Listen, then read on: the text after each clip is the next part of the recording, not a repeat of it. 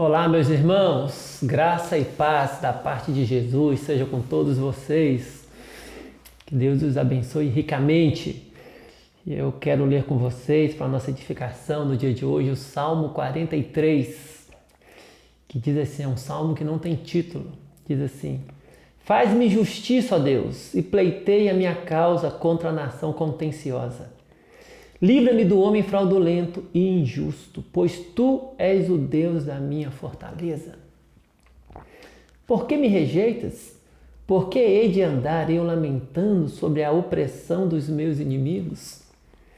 Envia a tua luz e a tua verdade para que me guiem e me levem ao teu santo monte e aos teus tabernáculos. Então irei ao altar de Deus que é a minha grande alegria. Ao som da harpa eu te louvarei. Ó Deus, Deus meu, por que estás abatida, ó minha alma? Por que te perturbas dentro de mim? Espera em Deus, pois ainda o louvarei. A Ele, meu auxílio e Deus meu. Meus irmãos, esse salmo, o teor dele é muito próximo do salmo anterior, o Salmo 42. Alguns até entendem que esse salmo, no passado, ele seria uma parte do Salmo 42 e que depois acabou sendo desmembrado, né? Da forma como nós o conhecemos hoje. E as razões são pelo menos três para se crer nisso, né? Primeiro é que o conteúdo dos dois salmos são muito próximos, né? Muito próximos.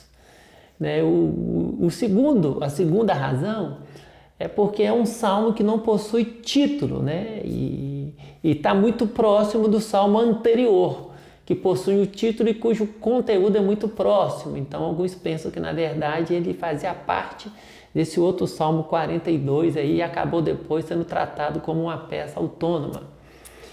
E o terceiro argumento é que, quando a gente lê, não só o teor do salmo é muito próximo a nível das características, né, e das situações que eles retratam, mas até o linguajar e algumas frases. Você vai ver que há alguns blocos aqui, né, que no Salmo 42, que ele sempre se encerra, né, com essa frase aqui, no versículo 5 do Salmo 42. Por que estás abatido, a minha alma? Por que te perturbas dentro de mim? Espera em Deus, pois ainda o louvarei, a Ele meu auxílio e Deus meu. Aí segue-se novamente, né, uma argumentação, e ao final o versículo 11 repete o versículo 5. Por que estás abatida, ó minha alma? Por que te perturbas dentro de mim? Espera em Deus, pois ainda o louvarei, a Ele meu auxílio e Deus meu. E aí o final do versículo do capítulo do Salmo 43, o versículo 5, novamente apresenta a mesma declaração, né? As mesmas falas. Por que estás abatido, a minha alma? Por que te perturbas dentro de mim? Espera em Deus, pois ainda louvarei, a Ele meu auxílio e Deus meu. Sem falar que, quando você olha para o Salmo 42, versículo 9, vai dizer assim: digo a Deus, minha rocha, por que te olvidaste de mim? Porque hei de andar eu lamentando sobre a opressão dos meus inimigos? Olha o que a gente encontra aqui no versículo 2 do Salmo 43. Pois tu és o Deus da minha fortaleza. Por que me rejeitas? Porque hei de andar eu lamentando sobre a opressão dos meus inimigos? Então há uma proximidade, né? Não só de estar tratando do mesmo tipo de situação, mas até daquilo que é dito, né? São frases que se repetem, são declarações que se repetem. Então existem boas razões para se crer, né, na hipótese de que essas duas unidades, na verdade, faziam parte, né, ou compunham um salmo único e depois acabaram sendo desmembradas, né, dando origem então a mais uma unidade, o Salmo 42 e Salmo 43. E o que a gente aprende com esse salmo? No meio de todas as lições preciosas que nós temos aqui, eu quero destacar algumas questões para a nossa edificação no dia de hoje. A primeira coisa é quando o salmista ele se volta para o Senhor, rogando ao Senhor que o guiasse. Olha o que ele diz no versículo 3. No meio do abatimento, da tristeza, né, entendendo que o contexto do Salmo 43 é o mesmo do Salmo 42, quando ele diz que a alma dele estava abatida, que assim como a corça suspirava pelas águas, a alma dele tinha sede de Deus, ele suspirava pelo Senhor. A gente vai ver que o que ele vai fazer no versículo 3 é rogar ao Senhor que o guiasse. Ele vai dizer assim: envia a tua luz e a tua verdade para que me guiem e me levem ao teu santo monte e aos teus tabernáculos. No meio desse momento de abatimento, o que ele faz? Ele pede ao Senhor que o guie, que o conduza, para que a alma dele possa se dirigir ao santo monte, para que ele possa ir ao santo monte, aos tabernáculos, que é uma referência do lugar de adoração ao Senhor. Ou seja, no meio daquela situação toda, ele quer ser guiado para adorar ao Senhor. E como que a luz e a verdade do Senhor nos guiam? A gente sabe que o Senhor nos guia por meio da palavra dele. E a gente precisa entender que no meio das dificuldades, a nossa grande luta, o nosso grande desejo, não deve ser tão somente que a dificuldade passe logo. Mas a gente tem que entender que o papel dessas dificuldades na nossa vida é serem instrumentos de Deus para a glória dele na nossa vida.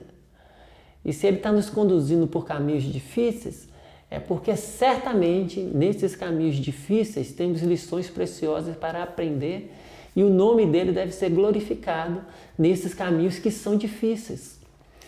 E o grande desafio então é nós entendermos isso e colocarmos o nosso coração de forma aplicada para sermos trabalhados pela palavra do Senhor. É da palavra do Senhor que nós precisamos nessa hora. Não são de conselhos de autoajuda, não são daquelas frases dizendo para a gente: não, fica tranquilo, que isso vai passar logo, Deus tem o melhor. Não, não é desse tipo de coisa que a gente precisa. A gente precisa da palavra, é da luz do Senhor, é da verdade do Senhor, que nos foram reveladas na palavra dele. A gente precisa disso, de ser confrontado por ela. Porque vai ser no meio dessa crise, no meio da tristeza, no meio do abatimento, é que talvez a gente vai ter condições de enxergar com maior clareza os nossos pecados, ou alguns pecados que tínhamos dificuldades em vê-los e reconhecê-los. Talvez vai ser justamente ali, naquele momento, é que vai ser um momento propício, um momento fértil para que floresça em nós um quebrantamento que até então não existia. Isso me lembra muito a história de Paulo com o espinho na carne.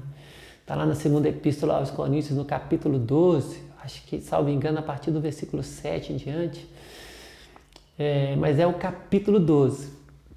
Você vai ver que Paulo, ele disse que foi enviado um espinho na carne, mensageiro de Satanás para lhe esbofetear, para que ele não se tornasse soberbo com a grandeza das revelações que o Senhor lhe havia dado. E ele disse que orou algumas vezes para que o Senhor retirasse aquele espinho dele, e o Senhor não retirou. Pelo contrário, o Senhor disse: a minha graça te basta, porque o meu poder se aperfeiçoa na fraqueza. E então Paulo, que estava orando para ficar livre daquele espinho, ele disse que então ele passou a se gloriar nas fraquezas, porque ele entendeu que quando ele é fraco, aí é que ele é forte. Naquela compreensão de que é na fraqueza dele que ele vai conhecer o poder de Deus operando nele e o fortalecendo. Ele falou: então na minha fraqueza é onde eu vejo o poder de Deus operando em mim. É isso que ele quis dizer, na fraqueza que eu sou forte. E é disso que a gente precisa, dessa compreensão. Porque esse contexto aqui que a gente lê nesse salmo é um contexto que revela fraqueza, revela fragilidade. E é justamente na fraqueza e na fragilidade que a gente se mostra aberto para que o poder de Deus opere. Porque quando a gente não está se sentindo fraco, a gente acaba confiando na gente. Essa é a primeira reflexão que eu quero colocar para você nesse dia.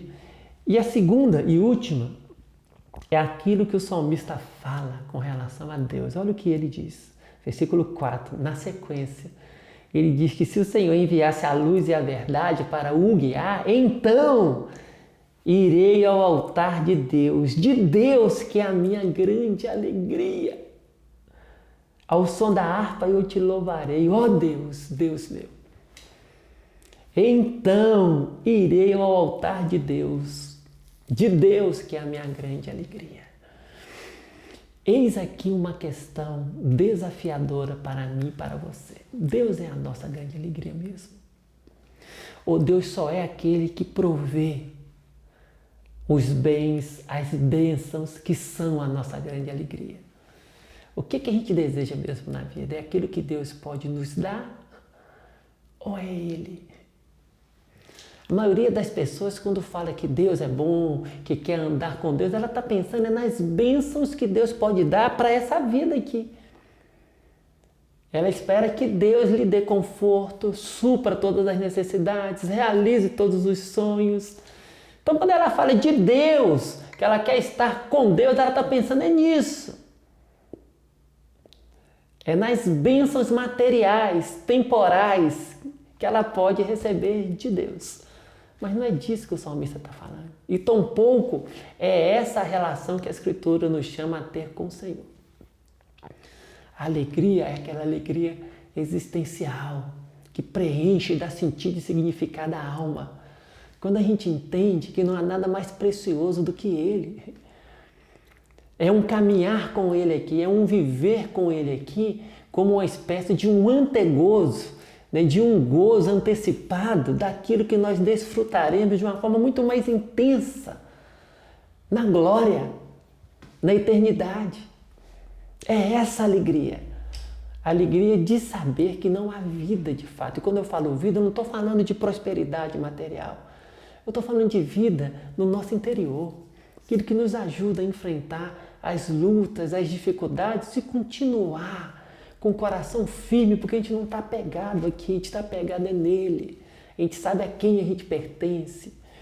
E a gente experimenta do consolo e da força dele. Consolo e força que não nos eximem ou nos isentam das lutas e das dores desse mundo.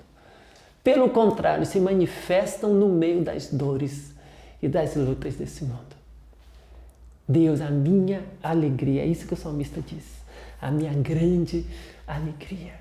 Reflita nessas palavras.